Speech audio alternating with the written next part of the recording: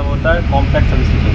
इसको कॉम्पैक्ट क्यों बोलते हैं, क्योंकि इसमें हमारे पास VCB, LT और ट्रांसफार्मर तीनों एक साथ कंबाइंड है। ठीक है, अब ये हमारे पास एक ST पैनल है। ठीक है, ST पैनल में अगर हम देखें तो सबसे पहले वो R/B मतलब कि इनपुट का दिखा रहा है कि इनपुट का सिग्नल आ रहा है, तीनों फेज आ रहा है। ठीक है, वो पहला वाला वोल्ट मीटर है और दूसरा वाला एम्पियर मीटर। जब लोड चलेगा तो एम्पियर दिखाएगा कितना एम्पियर का लोड चल रहा है। वोल्ट मीटर में ये दिखाएगा कि आपका जो पीछे से इनकमिंग वोल्टेज आ रहा है वो कितना आ रहा है। ठीक है, इसको कैसे चेक करना है,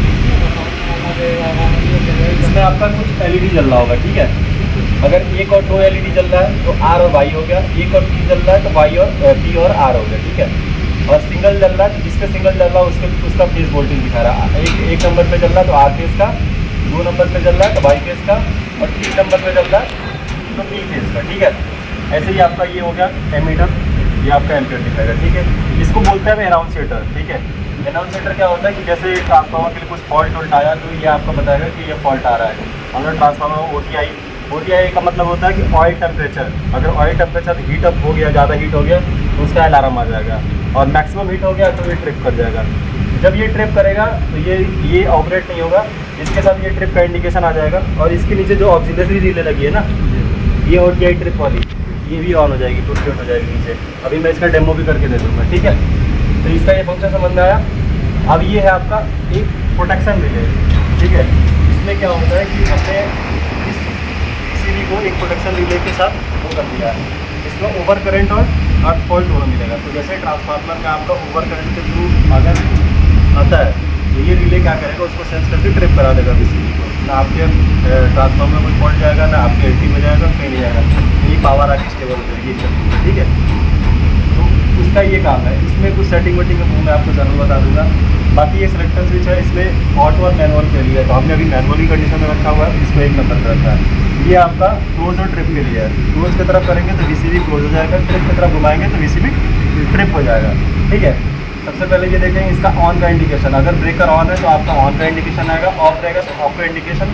अगर कोई फॉल्ट आता है तो ट्रिप का इंडिकेशन। स्प्रिंग चार्ज वाला ये इंडिकेशन ये बताता है कि जो इसके अंदर मोटर लगी हुई है ना, वो मोटर चार्ज है, मतलब उसमें 220 सप्लाई जा रही है और मोटर चार्ज है, उसको हम स्प्रिंग चार्ज मैनुअली नहीं करना है। ठीक है, अगर पावर नहीं जाती है 220 तो ये स्प्रिंग चार्ज का इंडिकेशन नहीं जलेगा उस समय। तो उस समय ये मान चल जाए कि मोटर में सप्लाई नहीं जा रही है। इसका मतलब ये हो सकता है कि 220 वाली सप्लाई कहीं से फेल हो रही है। तो TCS का हाँ मैनुअल चार्ज करना पड़ेगा, तो मैनुअली चार्ज करना पड़ेगा आपको। ठीक है, TCS का ये तो सर्किट का आता है। दूसरा है उसके बाद है टेस्ट का इंडिकेशन। जैसे आप ब्रेकर को रैकिंग करके या रैक आउट करके बाहर निकालोगे ना, तो आपको ये टेस्ट वाला इंडिकेशन मिल जाएगा। ठीक है, सर्विस वाला इंडिकेशन ये बता रहा है कि आपका ब्रेकर पूरा रैकिंग है तो ठीक है, ये सर्विस का इंडिकेशन बता रहा है। इसके बाद आता है आपका DC ऑन। DC ऑन ये होता है कि आपका पावर बैंक चार्ज है और DC सप्लाई यहाँ तक कंटिन्यू सर्किट में आ रही है। ठीक है, ये इमरजेंसी पुश बटन है। अगर किसी कंडीशन में सब कुछ कोई काम नहीं करता, ये भी काम नहीं करता, ट्रिप करना चाहता लेकिन बोल रहा है तो अंदर हाथ न डाल के हम यहाँ से डायरेक्ट करेंगे तो ट्रिप हो जाएगा अंदर की तरफ। ठीक है, अगर ऐसा कुछ कंडीशन बनता है तो ये ऊपर बजेगा। इसके सबसे पहले आप एक नॉलेज दबाएंगे तो ये जो साउंड आ रहा है साउंड बंद हो जाएगा। अभी ये इसमें आप देखोगे तो ये LED जल रही है, इमरजेंसी ऑफ, तो मालूम चला है कि इमरजेंसी लगी हुई है। जब तक आप इसको रिलीज़ नहीं करोगे ना, आप इसको कमांड देते हो कोई ऑन नहीं होगा। ठीक है, आप इसको रिलीज़ करो। ठीक है, सबसे पहले एक्नॉलेज दबाया, इसके बाद रीसेट दबाया, ये इंडिकेशन चला गया। और जैसे ही आप इसको क्लोज कमांड दोगे, ये भी नहीं आ रहा, आपका क्लोज होगा। और जब क्लोज के टाइम पे ये सर्किट चल रहा है, मतलब साउंड आ रहा, मोटर चार्ज नहीं करता, समझ लो मोटर चार्ज में 220 सप्लाई जा रहा है तभी मोटर चार्ज हो रहा है। नहीं जा रही है तो आपको मैनुअली चार्ज करना पड़ेगा। उसके बाद AC वाली सर्किट को देखना पड़ेगा। ठीक है, अब हम इसको देख लेते हैं कैसे इसको रैकिंग रिकॉर्ड करना है। मान लो ब्रेकर बंद है। ठीक है, ऑफ कंडीशन आ रही होगी लाइट, ऑन कंडीशन की नहीं जा रही है। ठीक है, अब आपका ये सर्विस वाली इंडिकेशन चल रही है, हमें टेस्ट वाली इंडिकेशन मिला है।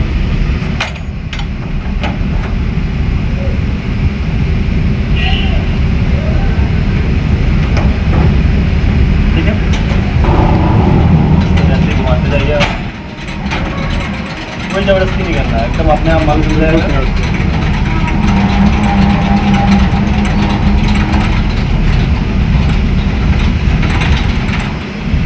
ठीक है, लास्ट में लगाए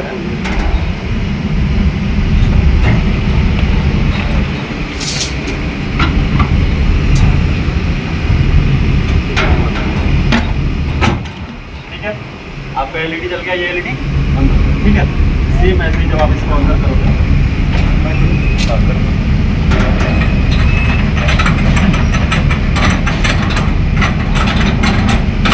इसको अंदर अंदर रखा ही रखिए।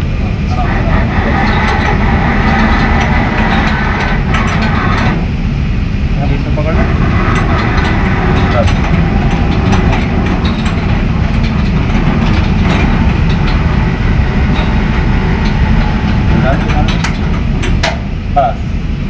आ गया, ये इंडिकेशन आ गया। अब छोड़ दो, ठीक है। इसका ट्रैप है, इसको ट्रैप लगा दिया। अब जैसे ही इसको क्लोज करोगे ना तो क्लोज हो जाएगा। अगर टेस्ट मोड पे भी आप बाहर निकाल के और टेस्ट वाला इंडिकेशन जल गया, उसके बाद आप क्लोज करोगे ना तो तभी ये क्लोज हो जाएगा, ऑन ऑफ हो जाएगा। मतलब आप सर्किट चेक करने के लिए इसको टेस्ट क्लोज कर सकते हैं, ठीक है। इसका आप सारा काम खत्म। अब ये फॉल्ट अगर आता है तो कैसे हम करेंगे, ठीक है, वो मैं दिखाया था। जैसे मान के चलो इसका कोई फॉल्ट आ गया, मैं उसको कर रहा हूँ, ठीक है, फॉल्ट ला रहा हूँ।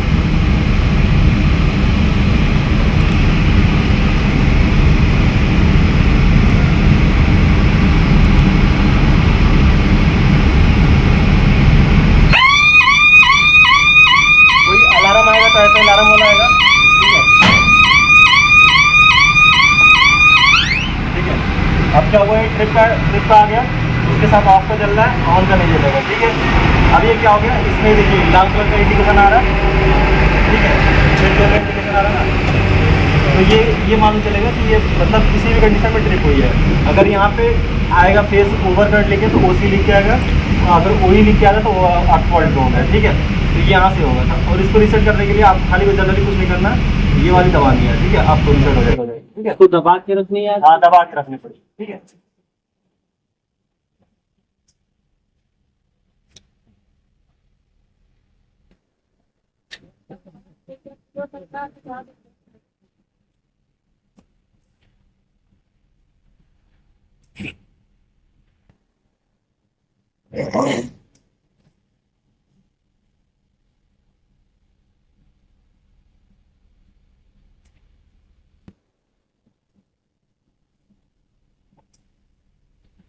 ठीक है, अब ये ट्रिप काफी भी आ रहा है, तो कहाँ से रीसेट होगा, जब भी कोई फॉल्ट आएगा ना, कोई भी फॉल्ट आएगा, अगर ये ब्रेकर ट्रिप हुआ तो ये बोलते हैं मास्टर रीसेट, ठीक है।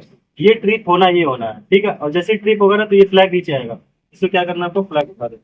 और जब तक वहां से रीसेट नहीं करोगे, इसको आप दबाते रहो, नहीं होगा, हाँ जाएगा। पहले वहां रीसेट करो, फिर इसके बाद यहाँ, फिर उसके बाद जो इस पे आ रहा होगा, इस पे आ रहा था, ये चल रहा था, ठीक है। अब इसको रीसेट करिए, एक्नॉलेज और रीसेट हो गया, ठीक है। तो ये भी चलेगा, तो यहाँ से भी रीसेट करना पड़ेगा।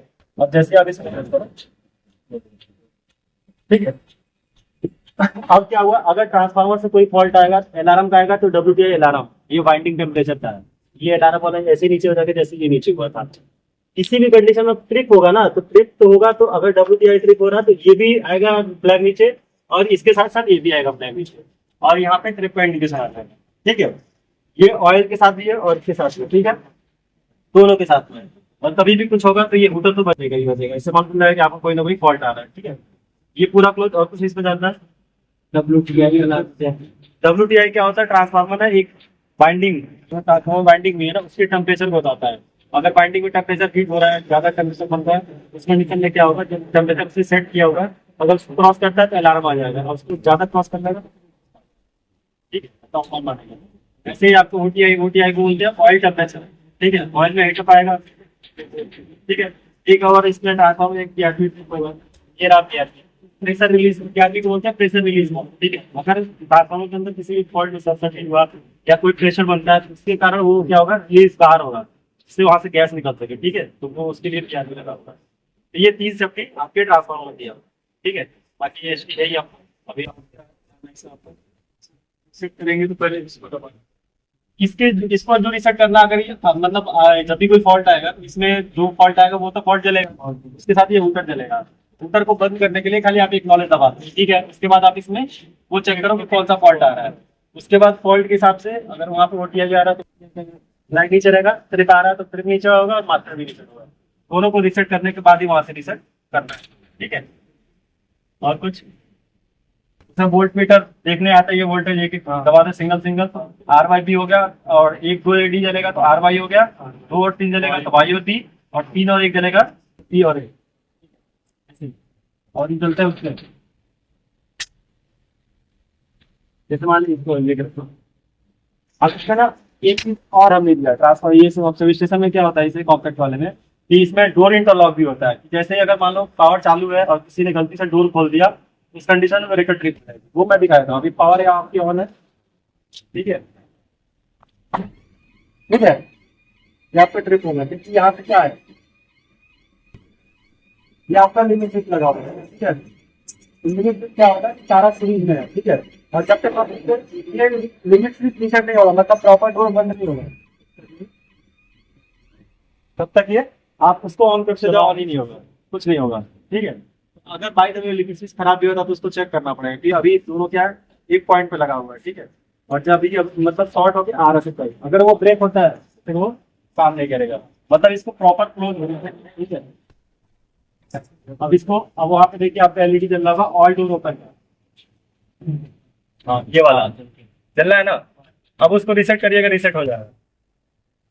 हो गया रीसेट। अब ऑन करिए, ऑन हो जाएगा आपका, बस हो गया। ये सेम कंडीशन आपका उधर भी है और उधर भी है, उस साइड, ठीक है। मतलब ट्रांसफार्मर के दोनों तरफ है ये, ठीक है। अब आ जाइए इधर।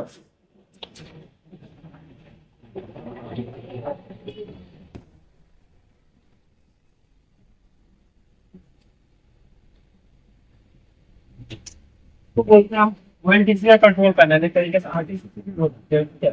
इसमें एमसीबी लगा हुआ है, एमसीबी के पास ये एमपीसीबी लगा हुआ है, इससे ये पोल इसका पोल पास जा रहा था मोटर के, वो उसका ही है। तो अगर मान के चलिए मोटर में कभी ओवर करंट जाती है ना, उस कंडीशन में क्या होगा, ये ट्रिप कर जाएगा। जैसे आपका लो वोल्टेज भी आ रहा है ना, लो वोल्टेज जब भी वोल्टेज डाउन होगा तो करंट की रेटिंग कैपेसिटी बढ़ जाती है।